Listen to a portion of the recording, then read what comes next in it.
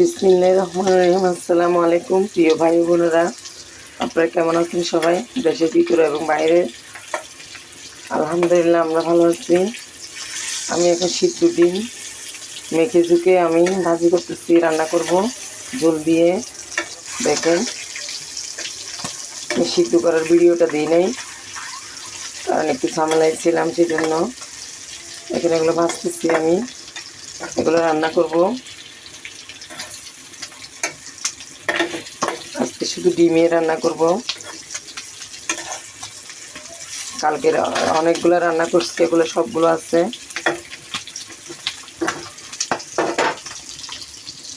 দেখেন, সাথে chicken fry করতেছি। এই যে ডিম ভাজাটা হয়ে গেছে, এখন রান্না করব। দেখেন কত লোভনীয় লাগতেছে। দেশের ভিতরে এবং বাইরের ভাই বোনেরা, আপনারা সবাই লাইক কমেন্ট শেয়ার করবেন, বেশি বেশি লাইক দিবেন, বেশি বেশি শেয়ার করবেন, সাবস্ক্রাইবার করে আমার পাশে থাকবেন আর কমেন্ট করবেন আমাকে। দেখেন, এগুলো আমি দুই টুকরা করবো। এগুলা 6টাকে আমি 12 পিস করব, যার যেমন খাবে।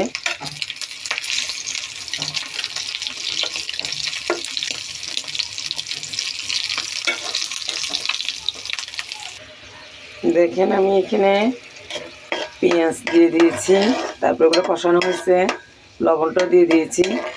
তেলের মধ্যে পরিমাণ মতো তেল দিয়েছি, আর একটু পানি দিয়েছি এগুলো কষানোর জন্য। তারপর বাদ বাকি আমি উপকরণগুলো দিচ্ছি। এই যে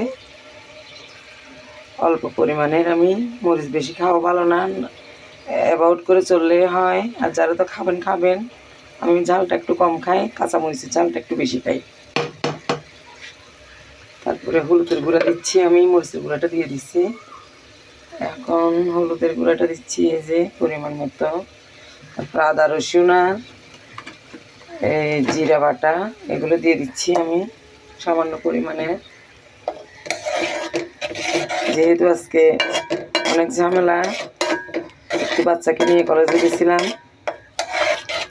তারপরে সময় পাই নেই, এখন তাড়াহুড়া করে রান্না করতেছি। এই যে আর একটু দিয়ে দিচ্ছি।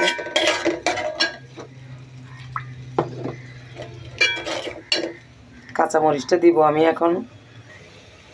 এই যে আমি 2টা কাঁচামরিচ দিচ্ছি মাত্র, বেশি ঝাল আমরা খেতে পারি না।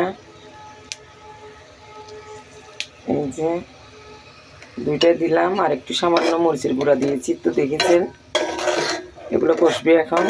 কষা হয়ে গেলে তারপরে ডিমগুলো আমি কেটে কেটে রেখেছি, আস্তে আস্তে করে বসাই দিব। তারপরে বসাই দেওয়ার পরে ধনেপাতাটা ছিটিয়ে দিব, তারপরে রান্নাটা কমপ্লিট হবে। এই যে আমি ডিমগুলো ফাড়ি করে বসে দিয়েছি।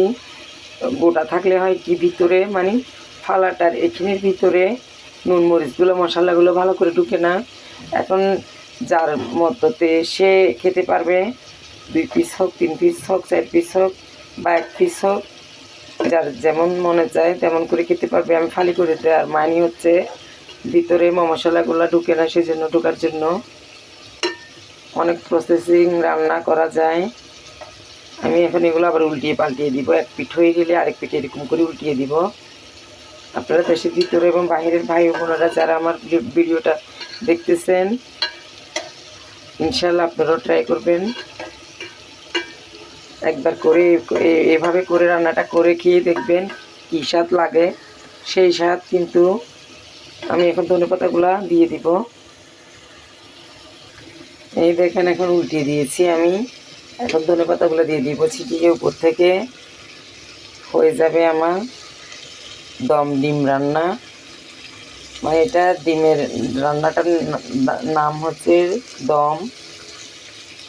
দম ডিম রান্না। আপনারা বাজারটা ফলো করবেন, সবাইকে বলতেছি। আল্লাহ হাফেজ, আজ পর্যন্ত।